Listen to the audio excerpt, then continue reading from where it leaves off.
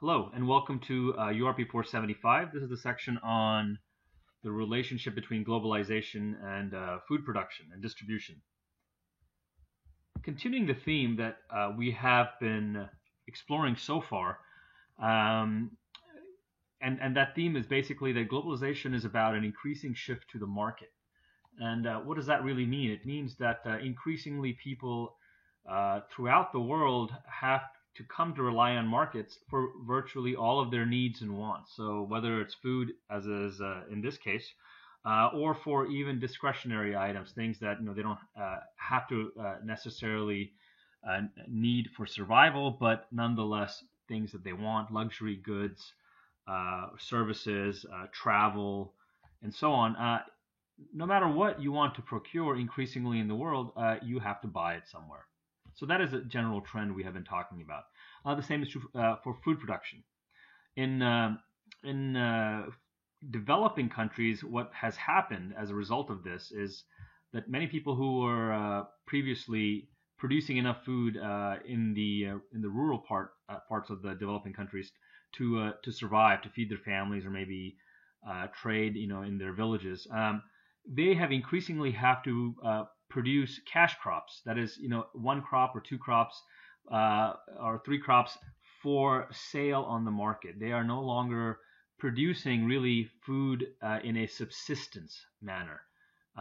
Subsistence agriculture was by above and beyond sort of the it was the characteristic or the hallmark of human agriculture throughout human history. In other words, people were producing food basically for themselves, maybe for their extended village, maybe for the king if they were like serfs or something like that. But it certainly was not uh, the factory farming that you see today, the large agribusinesses which are producing, how are specialized in a few crops to basically export. And so in poor countries, what this has meant is that people have increasingly shifted agricultural production towards the market, and they've also had to open up their agricultural markets to foreign competition, which in some cases has been quite disastrous. Why has it been disastrous? Because if you're just producing corn, just producing rice, you're not producing all of the other things that your country needs. And what happens when the demand for rice or corn or whatever you're producing goes down? You stop making as much money as you were before, and you can't buy the other things that you need on the market. So in this case, subsistence would have been a hedge, meaning it would have protected you from downturns in the global economy that reduce the demand for whatever you were producing, whatever cash crop you were producing. Urbanization also has increased market reliance as people have migrated from rural parts of their country to cities. You can't really grow crops. I mean, I'm not talking about like urban food gardens, as has sort of been the trend in the United States and other developed countries lately. But I'm talking about mass scale agriculture is really not possible in urban areas. And so, as one moves to a city, they increasingly must rely on the market for their food. I mean, if you think about how you procure your own food, you go to a supermarket of some type, right? Or maybe a local market. Some of you may grow your own food, but the vast majority of food products, meat, vegetables, fruits, dairy that you consume are purchased at a grocery store of some kind. Now, if you're poor and you're moving to a city, this can create a problem because before, at least, if you were not making money in the rural part, when you were living in the rural part of your country, you could at least grow some food and survive in a subsistence way. But in the big city, you have to buy the food. So if you're not employed, and remember, many of these poor who are moving to cities are employed in cash only industries in the informal market. They're paid kind of under the table. They are employed as day laborers. Overall, their employment is precarious or it's not very guaranteed. So this leaves them very vulnerable to shocks. And food sometimes, is the first thing. Although it's the first priority, their food supply is very precarious as they move to cities. So globalization has increased rural to urban migration. On the other hand, paradoxically, perhaps it has made many of the poor who at least were growing food in a subsistence way much more vulnerable to as they have moved to cities, much more vulnerable to downturns in the economy, much more vulnerable to basically not being able to get a job on a day-to-day basis. So here we look at a chart that is showing us what has happened to both exports and imports in some select developing countries, including some least developed countries. And what you notice here is sort of a very bizarre outcome, right? Agricultural exports, that means the foods that are being exported out of these countries have increased, as have agricultural imports. That means the foods that are being imported into these countries have also increased. How is that possible? You might be asking yourself. How can you have a situation where countries such as, let's say, Guyana or Egypt or India are actually exporting more foods? That means they're producing food and exporting it out, and these are poor countries, mind you. At the same time, they're importing more and more food. What's going on? Well, the story again is because specialization. India, Guyana, Egypt, and others around here are basically producing crops that they can export, for which they have a comparative advantage. Remember, comparative advantage. Things for which you have the least opportunity cost, which you should produce. They're producing those crops and exporting them, but because they are specializing, they're not producing all of the crops that they need, right, to feed their population and for whatever other use they might have, so they have to import as well. So exports have gone up, as have imports. This signals a transition into the market economy for even food. So typically here we see the developing countries are net importers of cereals, wheats, coarse grains, and they export a lot of rice. So they're developing countries are exporting rice, but importing cereals, wheat, and coarse grains. And the biggest deficits are typically in wheat production.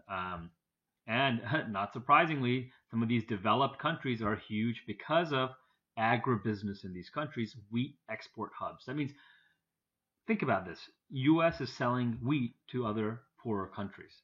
And the other part of this story is that U.S. is heavily subsidizing their own wheat production. Rich countries have not been completely straightforward about this transition into the global food market. Many rich countries have pushed poor countries to open up their markets, but at the same time, they have either subsidized their own agribusiness, as U.S. has done, or employed protectionist measures. For example, recently we heard that President Trump is talking about or has imposed tariffs on steel or aluminum. Similarly, we have tariffs and other protectionist measures against our own native food supply. So poor countries that are exporting rice, for example, may not be able to compete with, and this is not the case, but I'm just using this as an example, they may not be able to compete against, let's say, a rice farmer in the U.S. Because of the subsidies and protections that are given by the U.S. government. And we give you some examples here of these subsidies and protectionist measures. Rich countries also often dump cheaper food into poorer countries. So, like, for example, if corn, which is heavily subsidized in the U.S., so corn production is very cheap in the U.S. We're basically just producing tons and tons, mountains of corn. Well, some of this makes its way into poorer countries where local farmers are either not producing corn or they're producing corn. Now, this is weird, right? Poor countries should have lower labor costs, but in many cases, because of the subsidies in the U.S. and the large-scale agricultural production, right, the economies of scales we often talk about that exist in U.S. and other developed countries, we are able to produce corn cheaper than poor countries, and we basically unload it in poor countries, destabilizing their local markets and throwing that poor farmer in poorer countries even more out of business, even more into poverty. Poor countries are also often compelled to buy fertilizers and other types of things that are necessary for, and like equipment, farm equipment that are necessary for large-scale industrial agricultural production. And so, in some weird ways, these food imports that I just showed you earlier actually drive up unemployment and rural poverty in developing countries. And so when you have a worldwide economic recession, as was the case in 2008, the people who suffer the most immediately are and suffer the most, period, are the poorest in developing countries who have moved to cities, who must now rely on markets to purchase everything, and they are the first ones to often lose their jobs in an economic downturn. Here we give you an example of coffee. Vietnam, for example, is a huge coffee producer, but between the Tropic of Cancer and the Tropic of Capricorn, sort of the temperate belt, tropical belt in the world is where a lot of this coffee is produced. So basically, take a map of the world and draw a line sort of in the middle, or like draw an area in the middle, and you'll see where a lot of the coffee is coming from. But coffee provides a pretty good example, because even though many nations are focusing on producing coffee as a cash crop, the people who are really benefiting from the low cost of coffee are the middlemen, the brokers of coffee, for example, who are negotiating deals between Starbucks and the coffee producers. So that's why if you go to your local Starbucks right now, you might hear that, hey, we engage in fair trade practices. Most of the revenues that we are paying, or money we're paying for coffee, is actually going to the growers as opposed to the middlemen. This has not historically, however, been the case. In terms of other impacts on poor and non-poor in developing countries, there has been kind of a weird impact.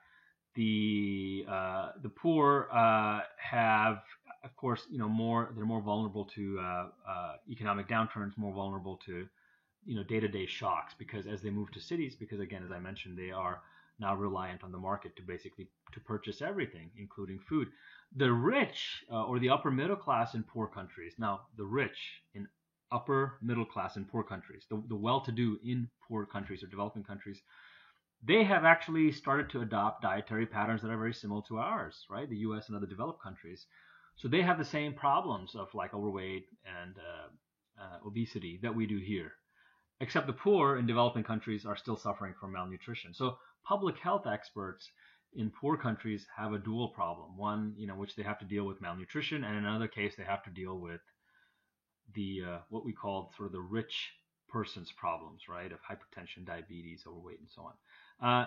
And guess where most of the healthcare dollars are spent? Of course, they are spent on the rich, who are what? They are a much smaller percentage of the overall population in poor countries, but they command a disproportionate share of the healthcare dollars, or dollars is the wrong phrase, but whatever the local currency is, the healthcare money goes to serving basically the healthcare needs of the rich in poor countries. So continuing our story on exactly what is going on in terms of changes in food supply and food consumption throughout the world, here we look at a chart that looks at per capita daily calories available in different countries, in developing countries. And the story here is that we actually have more food today than ever before. So this is 2000s, and this is 1980. In China, for example, there were 2,300 calories per capita per day. Now, the average person needs somewhere between 1,800 and 2,000 per day. So China was producing more than enough in 1980, but they still had malnutrition. Today, China is producing nearly 3,000. Malnutrition is way down, but they still have parts of their country which people don't have enough to eat. And so you look at places across the planet, including Bangladesh, some of the poorest places, Tanzania, they are still producing enough food. Tanzania, it actually went down. This is an exception, but everywhere else, food production has gone up, as shown by the increase in per capita calories available per person, calories available per day, right here. And one of the things you notice is that a lot more of these calories, if you look at 2000 versus 80, are coming from fat. Right? Fat. Why fat? Because we're eating, in general, poor or rich countries, we are generally eating more fatty foods, more processed foods, more refined foods that actually don't look like foods, but they come in a package of some kind, and foods with lots of salt and other additives and preservatives. And a lot of countries across the planet have increased the percentage of their daily energy supply that comes from animal source foods. In other words, everybody is eating more meat, and you can see the data right here that supports that.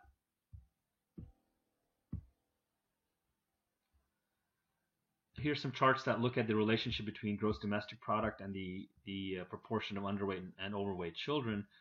And what you notice that as the GDP goes down, right? GDP goes down, what you have is, and this is actually looking, I think, at per capita GDP. As GDP goes down, the percentage of underweight children goes up. No surprise, right? Less money, more malnutrition. And the percentage of overweight, however, it's not fairly the same, but the fluctuation is not as much as in underweight. So what this is basically showing is that in some richer countries, you have a certain percentage of people who are overweight. That's the black line. And in poorer countries, you still have a certain percentage that are overweight, and it's not that much less than these are middle income countries actually, Brazil, Chile. Um, that is not this percentage of overweight people is actually not that much less than the percentage of overweight people in middle income countries. So low income countries and middle income countries, vast differences in if you compare underweight, right? Underweight is huge differences right here, like Chile versus India, for example. But the difference in overweight is not that different because the overweight people are who? They are the well-to-do. This means in um, a well-to-do or upper middle class in this case. So upper middle class are eating much better in Chile and Brazil. Who is eating really a lot better? Really a lot better, but who's eating well enough to have things like diabetes, heart disease, and so on? Really, the rich, the upper classes in India, Bangladesh, Nigeria, and so on. Now, some of the other charts in this lecture look at things like differences in urban and rural areas in food insecurity. In other words, food insecurity basically is the percentage of people who don't have access to that 1,800 to 2,000 calories per day. And you notice that there are some differences. Urban areas, there are some differences between urban and rural areas in food insecurity throughout these sub-Saharan African countries. So, for example, in Ethiopia, the percentage of individuals in an urban area who are energy deficient pretty high, right? It's like north of 80%. In rural areas, it's actually less, right? So in many cases, you see, not always, but urban and rural areas, there's a difference. And urban areas, there are more people, higher percentage of people who are energy deficient. And this goes back to the story I was talking about earlier, is that as people move to urban areas, they become market reliant for food. So in rural areas, when they were living in a rural part of their country, they actually might have had, paradoxically, more food because they could grow their own food. In urban areas, they really lose that capacity, hence the disparity in urban versus rural in the percentage of people who are energy deficient. So these charts, take a look at them. They explore these differences in food consumption, in food security in different places. Okay, let's look at food production trends throughout the world. So we've had a green revolution. This is a phrase by Norman Borlaug. He is sort of considered the father of the green revolution. Great man. Helped feed the world, play an instrumental part in that. So in general, food production since the green revolution, since the 60s onward, has been increasing. However, the rate of food production has been slowing. So it's because we've produced so much more food now. We've had a few versions of this green revolution since the first one, and the rate now, understandably, is slowing because we're producing so much more food. So we're still producing more food every year.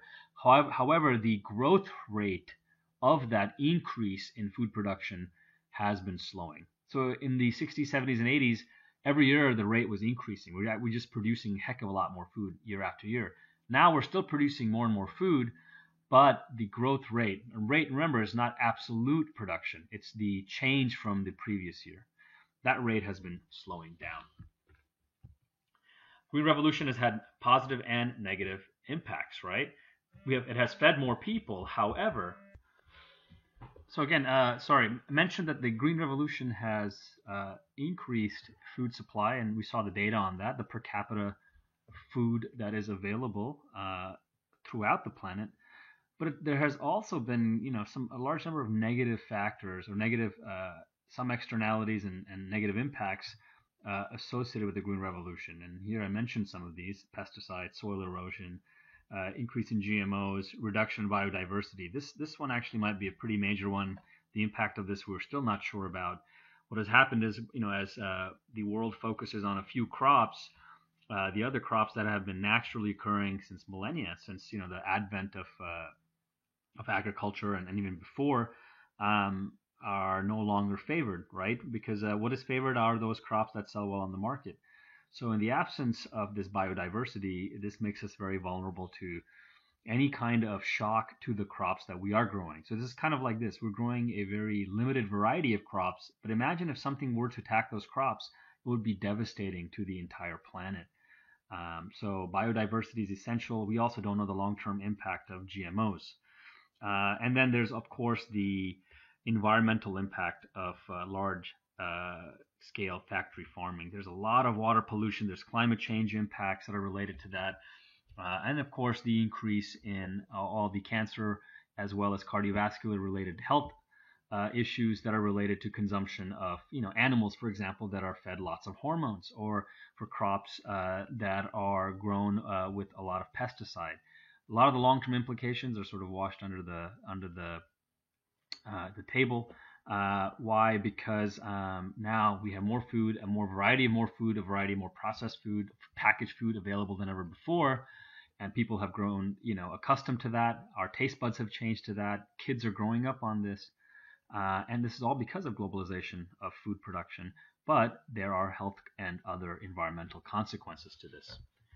In the rest of the charts here, I will kind of let you look at these on your own, but we basically look at the increase again in food supply. This chart looks at, for example, the per capita caloric increase in food production.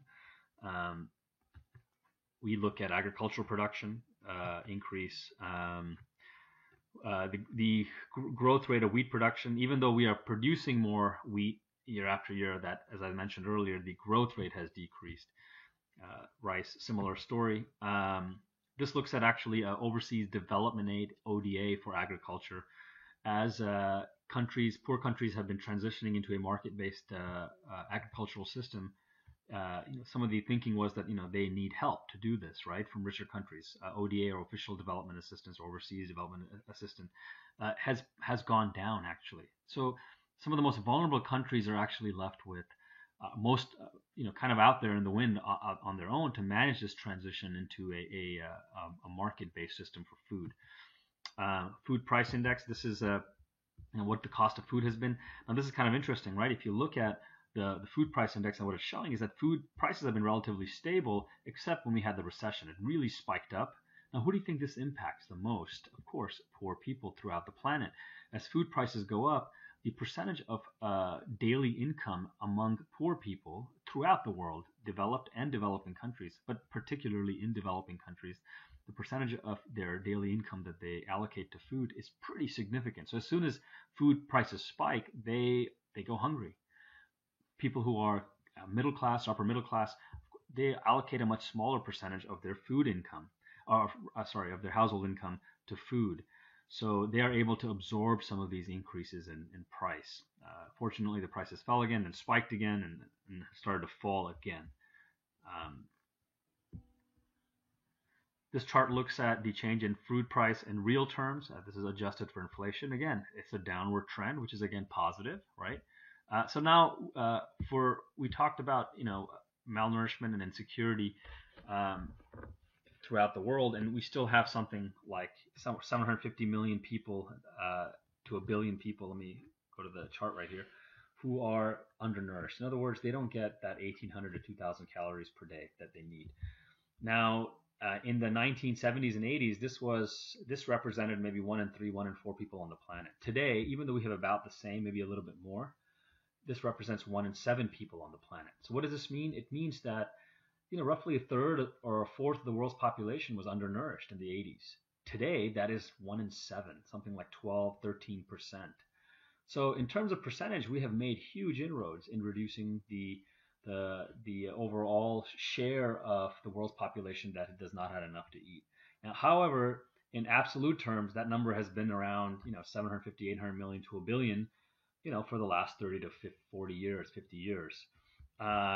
Number of undernourished in developing countries is also, percentage of number has gone down. Slight uptick again right after that recession right there. This chart also looks at that as well. A lot of the undernourished are in South Asia, right? India, Bangladesh, Pakistan.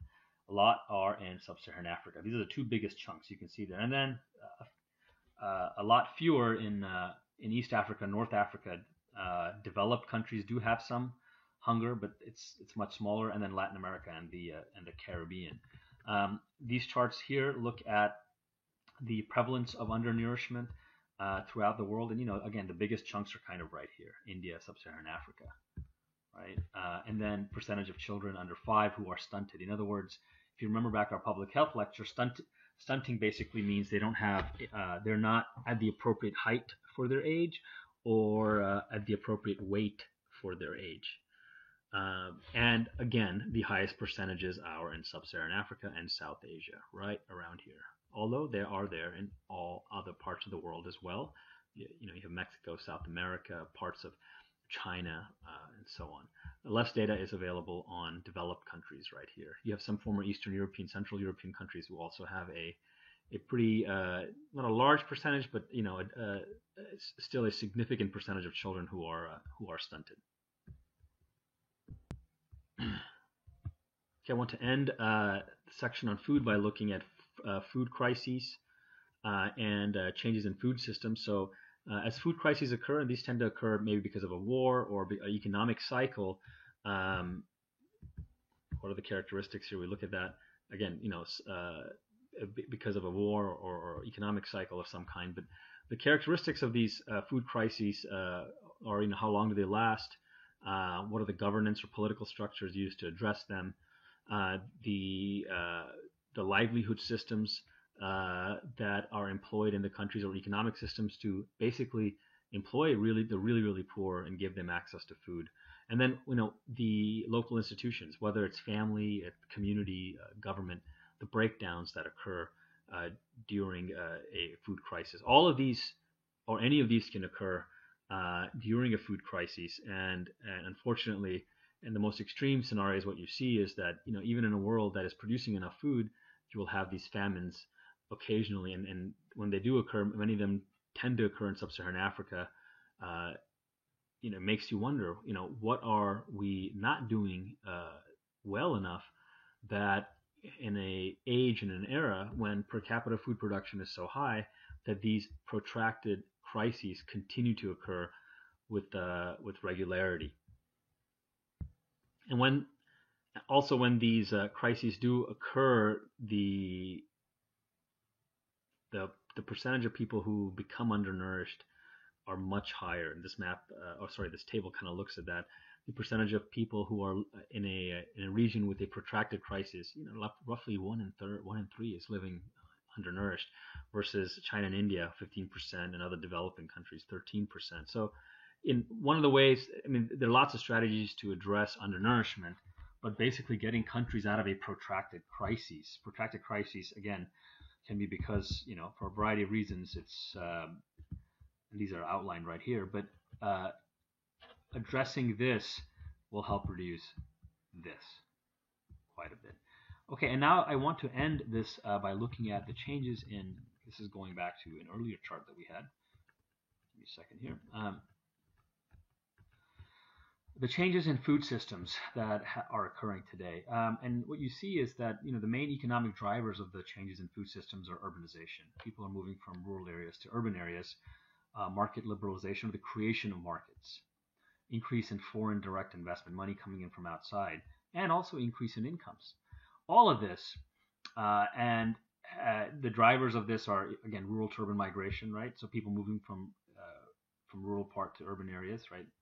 Is contributing to urbanization, and urbanization is being privileged over rural development. Why? Because cities have better markets. Cities are I talked about this in previous lectures. Cities basically draw in foreign sources of capital. Cities are filled with the kinds of things, right? Specialization, right, and markets, and financial services and infrastructure that people want to invest in, and that create jobs, that create markets. So you have lots of rural to urban migration. You have the rise of cities. You have increase in incomes. You have more employment of women. This is a positive thing, but you also have more sedentary lifestyle. What is the impact of all of this? You have a more market-based food supply, right? Supermarkets, for example, year-round availability of food, which we might think is good, but in some ways, our diets have grown up. Our diets have evolved to sort of eat different types of food in different seasons. And our diets are also, our genetic makeup is contingent upon where our ancestors hail from. So it's not necessarily a good thing that all populations have access to all kinds of food all the time. There's some market differences, for example, in diabetes rates among Native Americans and the rest of the population in the U.S. Why is this? Because Native American populations typically were nomadic, and they had evolved a metabolism that was basically in the context of a uncertain food supply.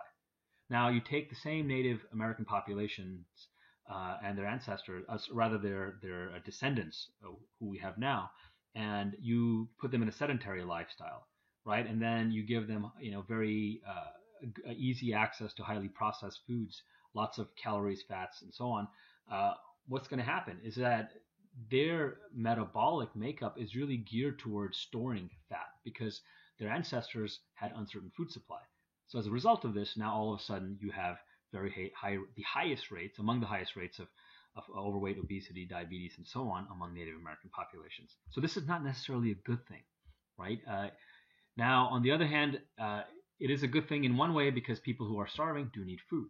So it's a complex outcome. Um, there's also a great convergence of diets.